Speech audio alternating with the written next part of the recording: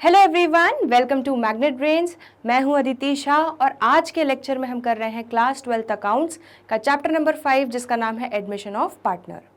तो हम लोगों ने प्रीवियस वीडियो में इलस्ट्रेशन 45 तक देख लिया था। अब हम बढ़ रहे हैं इलस्ट्रेशन नंबर 46 पे। ठीक है, ये कौन से कॉन्सेप्ट पे बेस्ड है? Premium for goodwill is bought in cash and half the premium is withdrawn. तो आप देख चुके हो प्रीमियम ऑफ गुडविल के जो लेकर आता है एडमिशन जिसका होता है नए पार्टनर का, ठीक है, उसका ट्रीटमेंट किस किस तरह से होता है, और जो एग्जिस्टिंग या ओल्ड पार्टनर्स हैं उनको जो प्रीमियम मिलता है, कंपनसेशन मिलता है, उसको वो घर विड्रॉ करके लेके जाते हैं। बेसिकली ये क्वेश्चन उस पर बेस्ड है, तो बहुत ही ईजी कॉन्सेप्ट है ये वाला। चलिए देखते हैं question. W and R are partners in a firm sharing profits in the ratio of 3:2। दो पार्टनर्स हैं, 3:2 के रेशियो में प्रॉफिट शेयर कर रहे हैं। Their balance sheet as on 31 March 2016 was as follows. अब बैलेंस शीट हमें दी हुई है, क्या क्या दिया है भाई देख लेते हैं। Sundry creditors, provision for bad dates, provision for bad dates already बना हुआ है। Outstanding salary, general reserve. तो जनरल रिजर्व देख के कुछ याद आ रहा है आपको? क्या दे दिया गया है? केक आइटम दे दिया गया है, ठीक है। कैपिटल्स दे दिए गए हैं दोनों के, cash, debtor, stock, furniture, plant and machinery. तो एक बार बैलेंस शीट रीड करना बहुत इंपॉर्टेंट है। अब क्या बोल रहे हैं? On the above date C was admitted for 1/6 share in the profits on the following terms. तो अब नया पार्टनर आ रहा है सी, और कितने शेयर के लिए आ रहा है? 1/6 शेयर के लिए आ रहा है, ठीक। अब वो बोल रहे हैं she will bring 30,000 as his capital and 10,000 for his share of goodwill premium. तो यहाँ पे बड़ा आसान कर दिया, कैपिटल का भी अमाउंट दे दिया और प्रीमियम फॉर गुडविल का भी अमाउंट दे दिया। Half of which will be withdrawn bye W and R। तो W एंड R को जो प्रीमियम फॉर गुडविल मिलेगा उसका आधा हिस्सा जो है वो विड्रॉ करके अपने घर ले जाएंगे, ठीक। फिर बताया गया है debtors 1500 will be written off as bad debts and a provision of 5% will be created for bad and doubtful debts, ठीक है। Outstanding salary will be paid off, stock will be depreciated by 10%, furniture by 500 and plant and machinery by 8%. Investments 2500 not mentioned in the balance sheet were to be taken into account, and a creditor of 2100 not recorded in the books was to be taken into account. ठीक है भाई, सारे adjustments बता दिए। अब हमें क्या करना है? पॉइंट पे आते हैं, हमें जर्नल एंट्रीज पास करनी है अबव ट्रांजैक्शंस की, ठीक है। तो चलिए जर्नल एंट्रीज पास करते जाते हैं और साथ साथ अगर कुछ वर्किंग नोट्स बनाने होंगे तो वो भी साथ साथ बनाते जाएंगे। सबसे पहला स्टेप क्या होना चाहिए? क्या आप वो एंट्री करोगे कि सी आ रहा है? नहीं, सी के आने के पहले जो केक और कचरा आइटम्स हैं उसको हमें बांटना पड़ेगा, क्योंकि क्वेश्चन इज साइलेंट, तो मतलब ये हमें डिस्ट्रीब्यूट करना पड़ेगा जो ओल्ड पार्टनर्स हैं उनके बीच में, ठीक। और कौन से रेशियो में डिस्ट्रीब्यूट करेंगे? जो उनका ओल्ड प्रॉफिट शेयरिंग रेशियो है 3:2। तो W एंड R, ये केक आइटम जो है 5000 जनरल रिजर्व, इसको बांट लेंगे। तो पहली एंट्री आपकी ये हो जाएगी, general reserve account debit to W's capital to R's capital, और 5000 को आप 3:2 के रेशियो में बांट लोगे। दैट इज W के कैपिटल में 3000 क्रेडिट करोगे और R के कैपिटल में 2000 क्रेडिट करोगे। फर्स्ट जर्नल एंट्री क्लियर, बहुत सिंपल थी। चलो, तो यहाँ पे बैलेंस शीट में से हमने केक और कचरा आइटम्स को राइट ऑफ कर दिया। अब हमें स्टार्ट करना है जो एडजस्टमेंट्स दिए हुए हैं। पहला एडजस्टमेंट, सी जो है 30,000 का कैपिटल लेकर आ रहा है और 10,000 का प्रीमियम फॉर गुडविल लेकर आ रहा है, और उसमें से प्रीमियम फॉर गुडविल में से आधा आधा W एंड R लेके चले जाएंगे। तो 2 जर्नल एंट्रीज मिल गई, 3 जर्नल एंट्रीज मिल गई हमें। इनफैक्ट पहली एंट्री क्या होगी? पहली एंट्री होगी कि सी कैपिटल और प्रीमियम फॉर गुडविल लेकर आ रहा है, तो पैसा आ रहा है, तो बैंक या कैश अकाउंट क्या हो जाएगा? डेबिट। कितने से? 40,000 से। 40,000 से क्यों? क्योंकि उसमें से टू सीज कैपिटल कितना ला रहा है? 30,000, और प्रीमियम फॉर गुडविल कितना ला रहा है? 10,000। तो आपकी एंट्री हो जाएगी बैंक और cash account debit to C's capital to premium for goodwill, ठीक है। अमाउंट्स क्लियर है ये सारे? चलो बहुत बढ़िया। अब ये जो प्रीमियम फॉर गुडविल लेकर आया है बेसिकली कंपनसेशन है सैक्रिफाइसिंग पार्टनर्स के लिए। तो प्रीमियम फॉर गुडविल अकाउंट को क्या कर देंगे? अब डेबिट, और बांट देंगे जो सैक्रिफाइसिंग पार्टनर है W और R।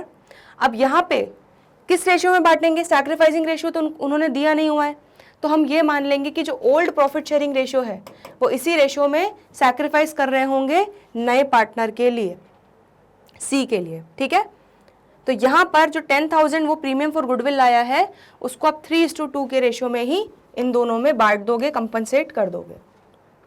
तो 2W's कैपिटल हो जाएगा 6,000, 2R's कैपिटल हो जाएगा 4,000, यहाँ तक क्लियर हो गया। तो पैसा आ गया, कैपिटल आ गया, प्रीमियम फॉर गुडविल आ गया, और प्रीमियम फॉर गुडविल को हमने दोनों पार्टनर्स में, सैक्रिफाइसिंग पार्टनर्स में बांट दिया। अब ये जो दोनों पार्टनर्स हैं, ये इसका आधा आधा अमाउंट जो है ये घर विड्रॉ करके लेके जा रहे हैं। तो अब घर विड्रॉ करके लेके जा रहे हैं मतलब कैश जा रहा होगा, कितना जा रहा होगा, 6,000 में से 3,000 लेके जा रहा होगा, और ये 4,000 में से 2,000 लेके जा रहा होगा।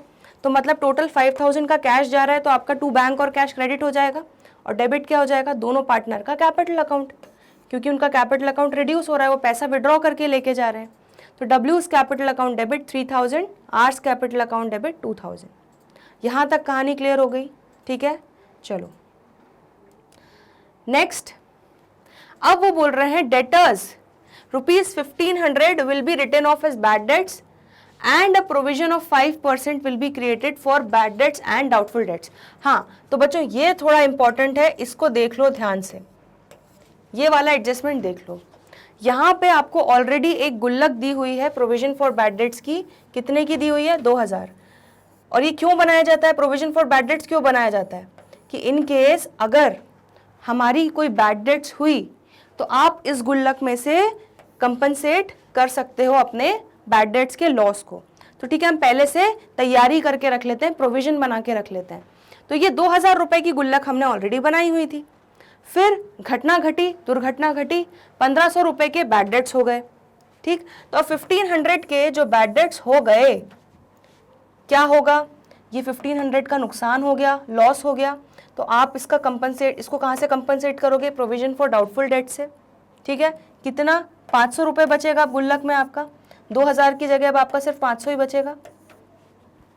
अब उसके बाद वो ये भी बोल रहे हैं कि आपको प्रोविजन ऑफ 5% मेंटेन करके रखना है, ठीक है।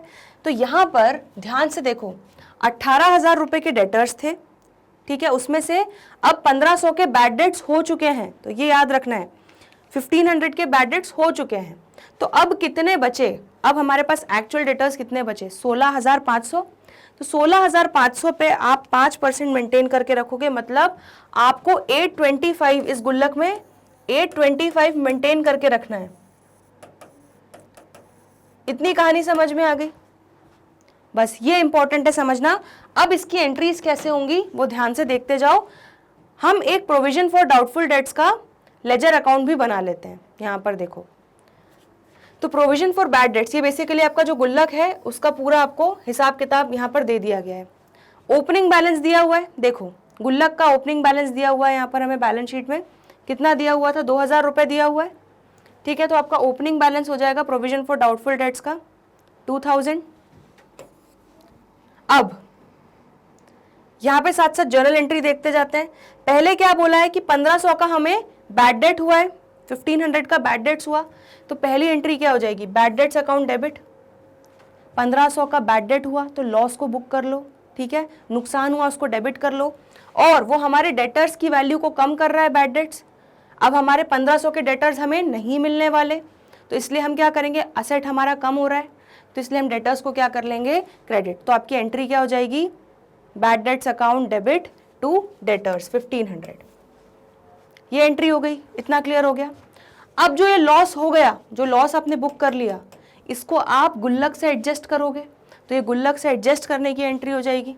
क्या हो जाएगा, अब आपका प्रोविजन फॉर बैड डेट्स आपके डाउटफुल डेट्स में कितना 2,000 रुपीज़ बना हुआ है, उसमें से 1,500 रुपये आप निकाल लोगे, तो इसलिए provision for bad debts account को क्या करोगे, डेबिट करोगे 1,500, और उसको किससे कंपनसेट करोगे, लॉस को कंपनसेट कर रहे हो आप इस गुल्लक से, तो 1,500 टू बैड डेट्स क्रेडिट कर दोगे। समझ में आ रही है। तो बैड डेट्स की ये एंट्रीज क्लियर हो गई। पहली एंट्री हो जाएगी bad debts account debit to debtor, loss book किया, डेटर्स की वैल्यू कम कर दी अब क्योंकि वो डेटर्स रियलाइज नहीं होने वाले। दूसरी एंट्री क्या कर दी, दूसरी एंट्री कर दी हमने प्रोविजन फॉर बैड डेट्स, जो अपनी गुल्लक का पैसा था उसमें से ये बैड डेट्स का जो लॉस था वो कंपनसेट कर लिया। इतनी कहानी क्लियर, चलो बहुत बढ़िया। अब लेजर अकाउंट देखो तो आपको और अच्छे से समझ में आएगा। यहाँ पर 2,000 रुपये हमारी गुल्लक में पैसा था, उसमें से हमने 1,500 यूटिलाइज कर लिया टू बैड डेट्स। अभी जो हमने एंट्री करी ना provision for bad debts account debit, तो इसलिए provision for bad debts account के डेबिट साइड में हमने क्या लिख दिया, टू बैड डेट्स 1,500, ये उसी की पोस्टिंग है। अब हमें निकालना है कि अब हमको गुल्लक में मेंटेन कितना करके रखना है, हमारी गुल्लक का क्लोजिंग बैलेंस कितना होना चाहिए। तो हमने निकाला 18,000 में से 1500 माइनस किया, उस पर 5% निकाला, तो हमारा 825 हमें मेंटेन करके रखना पड़ेगा। तो हमारा प्रोविजन फॉर बैड डेट्स का जो क्लोजिंग बैलेंस है टू बैलेंस CD वो 825 होना चाहिए। अब देखो इसका कितना टोटल आ रहा है, 3325 माइनस 2000, तो 325 रुपीज़ का जो यहाँ पे बैलेंसिंग फिगर आ रहा है वो आप कहाँ से चार्ज करोगे, उसको चार्ज करोगे रीवैल्यूएशन अकाउंट से। इस तरह से समझो कि हमने रीवैल्यूएशन अकाउंट, आप ये कॉन्सेप्ट भी अप्लाई कर सकते हो, ठीक है, इस तरह से भी सोच सकते हो। हमारी गुल्लक में हमने सोचा था कि यार 2000 का बैड डेट्स होगा, ठीक है, तो हमने उसका पहले से प्रोविजन बना के रख लिया सेफर साइड पे, लेकिन फिर 1500 के हो गए और हमें बोला गया कि 5% और मेंटेन करके रखना है, तो थोड़ा सा हमारे इवैल्यूएशन में चेंजेस आए, ठीक है। तो जो इवैल्यूएशन हमने किया था उसमें जो भी थोड़े बहुत चेंजेस आ रहे हैं, ठीक है, सिचुएशंस के अकॉर्डिंगली, वो हम क्या कर रहे हैं, उसको हम वो सिचुएशन में चेंज आने के कारण जो डिफरेंस आ रहा है उसको हम रीवैल्यूएशन अकाउंट से ही चार्ज कर रहे हैं, चाहे वो डेबिट हो या क्रेडिट हो। इस तरह से भी आप ले सकते हो। तो यहाँ पर आपका 825 मेंटेन करके रखना है, तो 325 हमको और ज्यादा करना पड़ेगा। देखो यहाँ गुल्लक देखो तो और समझ में आ जाएगा, ठीक है। तो 500 बचा था हमारे, हमने निकाला कि 825 अब गुल्लक में मेंटेन करके रखना है, तो मतलब हमें इसमें 325 रुपए और डालने पड़ेंगे ताकि ये गुल्लक में 825 मेंटेन रहे। तो ये 325 जो आप डालोगे इसको आप कहाँ से एडजस्ट करोगे, इसको आप रीवैल्यूएशन अकाउंट के थ्रू एडजस्ट करोगे। समझ में आ रहा है? चलो, तो आपकी एंट्री क्या हो जाएगी, देखो अब ज़रा, आपकी एंट्री हो जाएगी यहाँ पर 325 से आपको प्रोविजन फॉर डाउटफुल डेट्स और क्रिएट करना है, तो आप क्रेडिट करोगे, गुल्लक में पैसा डालना है तो गुल्लक का अमाउंट बढ़ाना है, तो इसलिए प्रोविजन फॉर बैड डेट्स को करोगे क्रेडिट। और क्योंकि ये हमारा एक तरीके से नुकसान हो रहा है, प्रोविजन बना रहे हो आप, एक तरीके से लाइबिलिटी बढ़ रही है, लाइबिलिटी साइड पे बढ़ा रहे हो बैलेंस शीट में, लाइबिलिटी साइड पे, तो इसलिए आपका क्या होता है, रिवैल्यूएशन अकाउंट क्या होता है, डेबिट। तो हर एंट्री को बच्चों समझना जरूरी है, क्यों डेबिट हो रहा है, क्यों क्रेडिट हो रहा है, उसको रटना नहीं है, इसलिए मैं इतना डिटेल में एक एक एंट्री समझा रही हूँ आपको।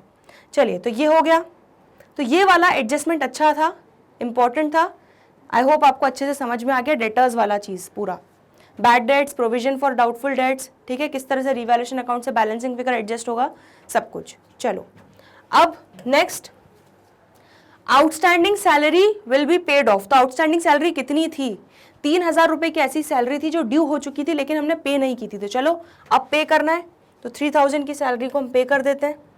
तो आउटस्टैंडिंग सैलरी का क्रेडिट बैलेंस है, उसको अब मारने के लिए क्या करेंगे, डेबिट, और पैसा जाएगा उसको पेमेंट करने में, तो टू बैंक और कैश, तो outstanding salary account debit 3000, to bank और कैश अकाउंट 3000। क्लियर हो गया? इतना सिंपल था ये वाला। चलो नेक्स्ट देखते हैं, तो ये वाले सारे एडजस्टमेंट्स हमारे हो गए।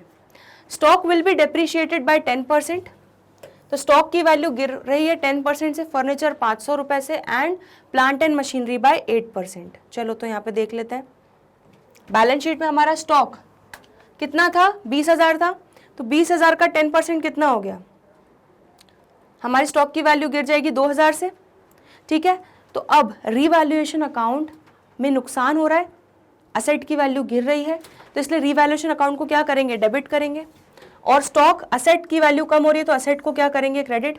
तो स्टॉक हमारा कितने से कम हो रहा है, 2000 से कम हो रहा है, ठीक है। फर्नीचर उन्होंने बोल दिया 500 रुपीज़ से कम हो रहा है, और प्लांट एंड मशीनरी बोला है 8% से कम हो रहा है। तो प्लांट एंड मशीनरी देख लेते हैं, 40,000 का 8% निकालो, कितना हो रहा है, 3200। तो हमारा प्लांट एंड मशीनरी में गिरावट आ रही है कितनी, 3200 से। तो इस तरह से रीवैल्यूएशन अकाउंट के डेबिट साइड में ये तीनों असेट्स की गिरावट हम रिकॉर्ड कर लेंगे, तो रीवैल्यूएशन अकाउंट डेबिट टोटल कितना हो जाएगा आपका, 5700 से। आया समझ में? चलो नेक्स्ट एडजस्टमेंट देखते हैं। Investments 2500 not mentioned in the balance sheet were to be taken into account, मतलब 2500 रुपए की ऐसी इन्वेस्टमेंट्स थी जो अनरिकॉर्डेड थी, तो बेसिकली अनरिकॉर्डेड असेट हो गया, तो मतलब ऐसा असेट जो हमने रिकॉर्ड ही नहीं किया, मतलब असेट्स बढ़ने वाले हैं, मतलब रीवैल्यूएशन अकाउंट क्या होने वाला है, क्रेडिट। तो डेबिट क्या होगा, असेट आ रहा है तो असेट डेबिट होगा, investments account debit to revaluation account entry हो जाएगी 2500। क्लियर हो गया इतना? चलो नेक्स्ट, एक लास्ट एडजस्टमेंट बचा है। A creditor of 2100 not recorded in the books was to be taken into account. तो अब ये अनरिकॉर्डेड लाइबिलिटीज हो गई। तो अनरिकॉर्डेड लाइबिलिटीज मतलब लाइबिलिटी में बढ़ावट आएगी। अब जब इसको रिकॉर्ड करेंगे तो हमारा क्या डेबिट होगा, रीवैल्यूएशन अकाउंट के डेबिट साइड पे आएगा। तो revaluation account debit to sundry creditors 2100। इतनी कहानी क्लियर हो गई, ठीक है। तो ये हमने सारी जर्नल एंट्रीज कर ली। अब हमें रीवैल्यूएशन अकाउंट में प्रॉफिट हुआ या लॉस हुआ वो हमें पार्टनर्स में बांटना पड़ेगा। उसके लिए हम वर्किंग नोट में क्या कर लेते हैं, रीवैल्यूएशन अकाउंट बना लेते हैं। तो रीवैल्यूएशन अकाउंट के डेबिट साइड में क्या क्या आ जाएगा बच्चों, 325 रुपये का प्रोविजन फॉर डाउटफुल डेट्स जो हमने किया था, स्टॉक में गिरावट, फर्नीचर में गिरावट, प्लांट एंड मशीनरी में गिरावट, और सन्ड्री क्रेडिटर्स जो अनरिकॉर्डेड लाइबिलिटी थी, हमारी लाइबिलिटी बढ़ रही है, ये सारे डेबिट साइड में आ जाएंगे। इन्वेस्टमेंट्स हमारा रीवैल्यूएशन के क्रेडिट साइड में आ गया, अनरिकॉर्डेड असेट। अब इसका टोटल किया 8125 माइनस 2500, तो अब आपका क्या आ गया, बैलेंसिंग फिगर यहाँ आ गया। मतलब आपका क्या हो गया, लॉस ऑन रीवैल्यूएशन। और लॉस ऑन रीवैल्यूएशन को आप ओल्ड पार्टनर्स में उनके ओल्ड प्रॉफिट शेयरिंग रेशियो में बांट दोगे। किस रेशियो में बांटोगे, 3:2। तो 5625 आपका लॉस ऑन रीवैल्यूएशन आ रहा है, उसको 3:2 के रेशियो में बांटोगे। तो डब्ल्यू का कैपिटल में ट्रांसफर करोगे 3375 का लॉस, और आर के कैपिटल अकाउंट में ट्रांसफर करोगे 2250 का लॉस। तो रीवैल्यूएशन में लॉस आ रहा है, तो डेबिट बैलेंस होगा लॉस का, उसको मार के पार्टनर्स के कैपिटल अकाउंट में ट्रांसफर करना है। तो क्रेडिट कर दोगे टू रीवैल्यूएशन अकाउंट, और डेबिट क्या कर दोगे, डब्ल्यूज capital account and R's capital, क्योंकि लॉस उनके कैपिटल को कम कर रहा है, ठीक है। 3375 एंड 2250। क्लियर हो गया। तो ये था हमारा क्वेश्चन नंबर 46। सारी जर्नल एंट्रीज एक बार रिव्यू कर लो, वर्किंग नोट्स देख लो, और कोई डाउट हो तो प्लीज़ पूछ लो। चलिए नेक्स्ट इलस्ट्रेशन देख लेते हैं। Illustration number 47। अब ये कौन से कॉन्सेप्ट पे बेस्ड है, new partners brings only a part of goodwill in cash. तो यहाँ पर क्या हो गया, ये वो वाला केस हो जाएगा कि प्रीमियम फॉर गुडविल लाया तो जो नया पार्टनर आ रहा है, लेकिन वो पूरा नहीं लाया, ठीक है, वो आधा अधूरा प्रीमियम फॉर गुडविल लेकर आया। तो ऐसे केस में क्या होगा, रिकवरी जो होगी, जो सैक्रिफाइसिंग पार्टनर्स होंगे वो रिकवरी कहाँ से करेंगे, उसके कैपिटल या करेंट अकाउंट से। चलो तो देख लेते हैं illustration 47। A and B are partners sharing profits and losses in the ratio of 3:2। दो पार्टनर्स 3:2 के रेशियो में प्रॉफिट एंड लॉसेस शेयर कर रहे हैं। On 31 March 2021 their balance sheet was as follows. क्या क्या दिया हुआ है, creditors, bills payable, general reserve, फिर केक आइटम दिया, देन कैपिटल अकाउंट्स के बैलेंस दिए हुए हैं दोनों पार्टनर्स के, cash in hand, cash at bank, debtor, stock, building, machinery, goodwill. तो ये कचरा आइटम्स में आएगा, एग्जिस्टिंग गुडविल को हम राइट ऑफ करते हैं, ठीक है। तो ये दोनों चीजें पहले आपको पुराने पार्टनर्स में बांटनी पड़ेगी। Then they admit C as a partner with effect from 1 April 2021 for 1/3 share. तो 1/3 पिज्जा खाने वाला है वो। अब क्या बोल रहे हैं, टर्म्स क्या क्या दिए हुए हैं, she will bring 5 lakh as capital and 2 lakh as his share of goodwill, और 2 लाख प्रीमियम फॉर गुडविल उसको लाना था, but he actually contributed only 1,20,000 towards goodwill, लेकिन वो सिर्फ 1,20,000 ही लेकर आया, बचा हुआ 80,000 नहीं लाया। वो 80,000 हम उसके कैपिटल या करंट अकाउंट से उसकी रिकवरी करेंगे, ठीक है। Next, building and machinery to be depreciated by 5%, ठीक है। Stock to be revalued at 4 lakh. There is an unrecorded delivery van worth 1,20,000, 1 month salary of 30,000 is outstanding. तो बहुत सिंपल एडजस्टमेंट्स हैं, एज सच कुछ है नहीं इसमें। हमें क्या करना है, रिवैल्यूएशन अकाउंट बनाना है, बैंक अकाउंट बनाना है, कैपिटल अकाउंट्स ऑफ पार्टनर्स बनाना है, एंड बैलेंस शीट बनाना है। तो काफ़ी सारी चीज़ें बनानी है, जर्नल एंट्री नहीं पास करनी, डायरेक्टली अकाउंट्स बना के सबका ट्रीटमेंट करना है। तो एक काम करते हैं, बिल्कुल सीक्वेंस से चलते हैं। सबसे पहले हम बना लेते हैं रिवैल्यूएशन अकाउंट, ठीक है। तो रिवैल्यूएशन अकाउंट में अब देखते जाओ किस किस चीज़ का इफेक्ट आने वाला है। सबसे पहला इफेक्ट आएगा बिल्डिंग और मशीनरी जो डेप्रीशिएट हो रही है 5% से। तो बिल्डिंग 5 लाख की थी, तो उसमें 5% की गिरावट आ गई, मतलब 25,000 की गिरावट आ गई। तो रिवैल्यूएशन अकाउंट बना लेते हैं। रिवैल्यूएशन अकाउंट, नुकसान हो रहा है, एसेट की वैल्यू गिर रही है, तो डेबिट साइड में आ जाएगा to building account 25,000। Similarly machinery की भी वैल्यू गिर रही है 5% से, मतलब 10,000 से वैल्यू में गिरावट आ रही है, तो यहाँ पर लिख दोगे रिवैल्यूएशन अकाउंट के डेबिट साइड में टू मशीनरी अकाउंट 10,000, ठीक है। Next, stock to be revalued at 4 lakh. तो स्टॉक को हमें रीवैल्यू करना है 4 लाख पे। स्टॉक की अभी कितनी वैल्यू है? 3 लाख, मतलब 3 लाख से बढ़कर 4 लाख हो गई। 1 लाख से बढ़ गई स्टॉक की वैल्यू। असेट की वैल्यू बढ़ती है तो क्या होता है? फायदा। तो रीवैल्यूएशन के कहाँ आ जाएगा? क्रेडिट साइड में। By stock account 1 lakh. चलो next, there is an unrecorded delivery van worth 1,20,000। तो अनरिकॉर्डेड असेट रिकॉर्ड नहीं किया असेट, असेट बढ़ने वाला है, अब हम रिकॉर्ड करेंगे तो 1,20,000 का फायदा हुआ। तो ये कहाँ आ जाएगा? रीवैल्यूएशन अकाउंट के क्रेडिट साइड में। तो रीवैल्यूएशन अकाउंट के क्रेडिट साइड में आ जाएगा by delivery van 1,20,000। Next, 1 month salary of 30,000 is outstanding. तो ये क्या हो गया? 1 महीने की सैलरी 30,000 आउटस्टैंडिंग है, तो हमारी लाइबिलिटीज बढ़ रही हैं। तो ये कहाँ आ जाएगा? रीवैल्यूएशन अकाउंट के डेबिट साइड में, टू आउटस्टैंडिंग सैलरी 30,000। ठीक है, तो इस तरह से हमारा पूरा रीवैल्यूएशन अकाउंट बच्चों बन गया।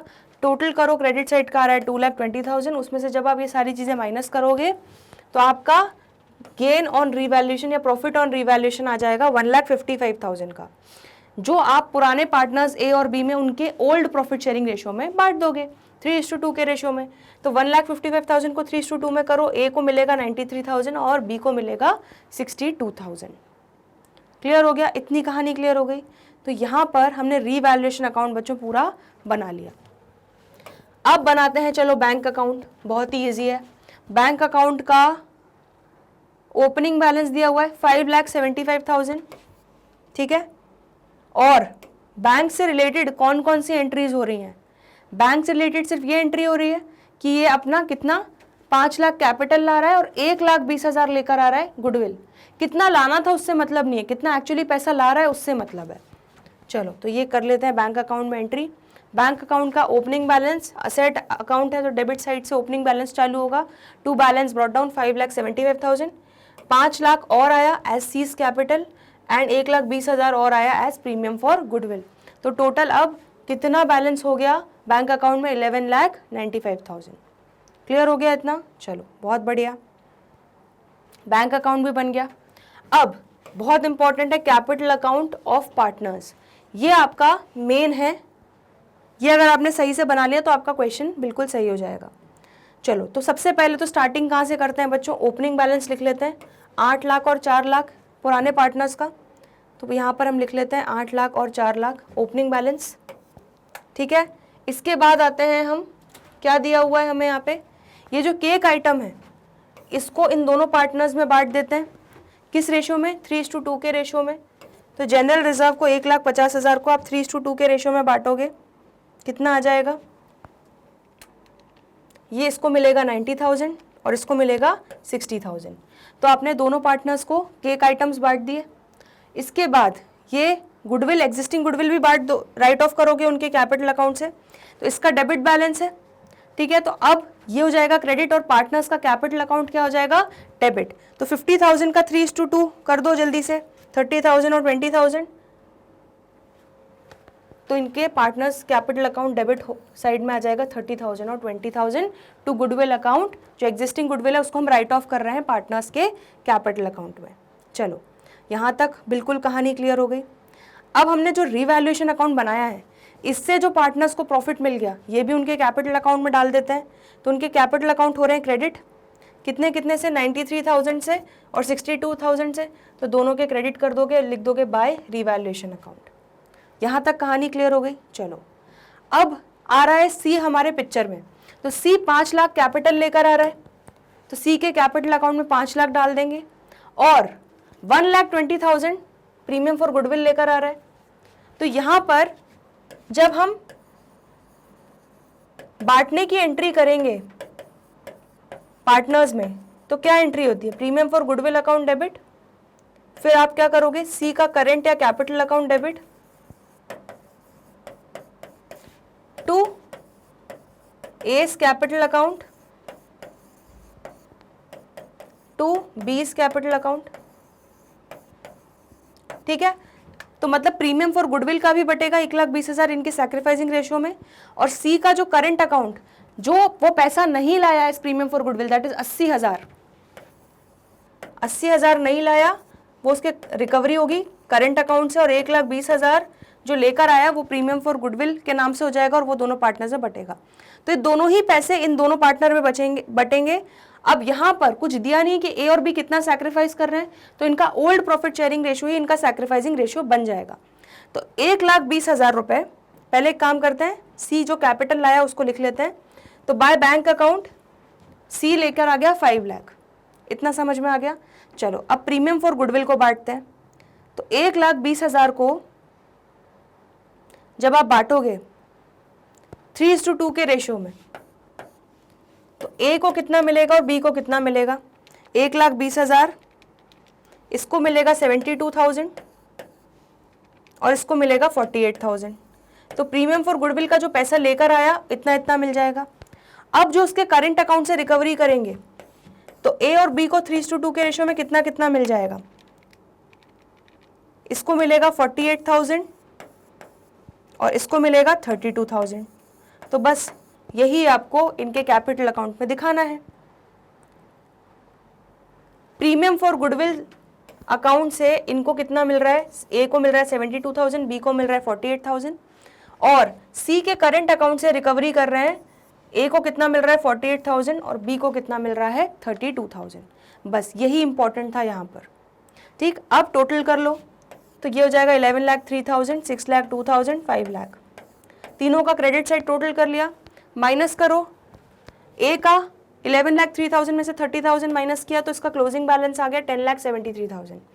बी का 6,02,000 में से आपने माइनस किया 20,000 तो इसका क्लोजिंग बैलेंस आ गया 5,82,000। और सी का तो कुछ डेबिट हुआ ही नहीं है तो इसका क्लोजिंग बैलेंस रहेगा 5 लाख। एक बार कैपिटल अकाउंट रिव्यू कर लो, फिर हम बैलेंस शीट पे बढ़ रहे हैं आगे। चलो क्लियर है इतना? बड़े बैलेंस शीट पे तो हमने कैपिटल अकाउंट भी बना लिए, अब हमें बनानी है बैलेंस शीट। चलिए, तो यहाँ पर सबसे पहले यहाँ से सामान लेते जाते हैं एक एक item. Creditors 2.5 lakh, bills payable 1 lakh, ये तो सेम ही रहेगा। तो क्रेडिटर्स हमारे हो गए 2.5 लाख और बिल्स पेबल हो गए 1 लाख। ठीक है, नेक्स्ट उसके बाद दिया है हमें कैपिटल अकाउंट्स। अब जनरल रिजर्व तो हम बांट चुके हैं तो अब ये तो रहा नहीं कि एक आइटम हमने बांट दिया। ए बी सी तीनों के कैपिटल अकाउंट्स का बैलेंस आ जाएगा यहाँ पे। ठीक है, तो देख लेते हैं क्या क्या बैलेंस है।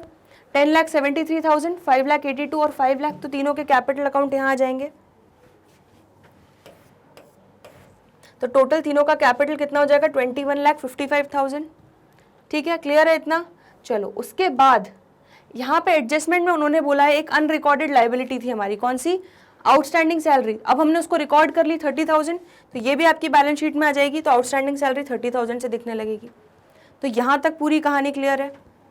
चलो अब बच्चों पार्टनर्स कैपिटल अकाउंट में क्योंकि आपने सेपरेटली सी का करंट अकाउंट बनाया है, ठीक है, तो सी के करंट अकाउंट में टोटल कितना डेबिट होगा, उसके अकाउंट से कितनी रिकवरी होगी? 80,000 रुपये। तो 80,000 रुपये बैलेंस शीट में सी के करंट अकाउंट में दिखा दोगे डेबिट यहाँ पे असेट साइड में। क्यों? क्योंकि एक तरीके से हमारा समझ लो डेटर ही हो गया है। इससे 80,000 रुपये हमें लेना है, रिकवर करना है। तो सीज करंट अकाउंट आप कहाँ दिखाओगे? बैलेंस शीट में असेट साइड में। क्लियर हो गया? क्योंकि हम सी का आप जर्नल एंट्री भी देख रहे होगे तो सी का करंट अकाउंट क्या हो रहा है? यहाँ पे डेबिट हो रहा है, तो इसलिए उसका डेबिट बैलेंस है, तो इसलिए उसको हम असेट साइड पे दिखाएंगे। चलो नेक्स्ट, कैश इन हैंड 25,000 हो जाएगा और कैश एट बैंक तो हमने निकाला है क्लोजिंग बैलेंस बैंक का 11,95,000 हो जाएगा। चलिए तो बैलेंस शीट में डाल देते हैं। ये हो जाएगा कैश इन हैंड 25,000 और बैंक हो जाएगा 11,95,000। स्टॉक रीवैल्यू होके कितना हो चुका है? 4 लाख। ठीक है, डेटर्स कितने हैं हमारे? डेटर्स हैं हमारे 50,000 के। ठीक है, चलो तो डेटर्स भी लिख देते हैं 50,000। डेटर्स में कुछ चेंज नहीं आया है। उसके बाद हमारी डिलीवरी वैन थी, एक अनरिकॉर्डेड असेट था जो हमने रिकॉर्ड नहीं किया था बट अब कर लिया, वो भी लिख लो 1,20,000। अब बिल्डिंग और मशीनरी की वैल्यू में गिरावट आया कितना कितना? 25,000 और 10,000। तो यहाँ पर देख लेते हैं, बिल्डिंग की वैल्यू कितनी थी? 5 लाख और मशीनरी थी 2 लाख। तो 5 लाख माइनस 25,000 दिखा दोगे अब बिल्डिंग की वैल्यू, 2 लाख माइनस 10,000 दिखा दोगे मशीनरी की वैल्यू। तो यहाँ पर दिखा देते हैं क्या हो जाएगा? बिल्डिंग 4,75,000 हो जाएगा और मशीनरी हो जाएगा 1,00,000 90,000। तो इस तरह से दोनों लायबिलिटी और असेट साइड का टोटल आ जाएगा आपका 25,35,000। क्लियर हो गया इतना? तो हमने यहाँ पर बैलेंस शीट भी बना ली, एक बार देख लो, कोई डाउट हो तो पूछ लो। चलिए, तो इस क्वेश्चन में बच्चों हमने सारी चीज़ें कर ली, ठीक है। ये बेसिकली उसी चीज़ की वर्किंग की हुई है जो मैंने आपको भी एंट्री करके दिखाई थी। तो क्वेश्चन नंबर हमारा 47 भी कंप्लीट हो गया। ये भी फुल फ्लेज क्वेश्चन था। आई होप समझ में आ गया आपको अच्छे से। इसमें हमने बहुत सारी चीज़ें बनाई साथ में। चलिए, तो अब आज के लेक्चर में ये 2 क्वेश्चंस हमने बहुत अच्छे से डिस्कस कर लिए। अब आने वाले अगले लेक्चर्स में बचे हुए इलस्ट्रेशंस देखते हैं। तो जल्दी मिलते हैं ब्रेक के बाद, तब तक के लिए गुड बाय।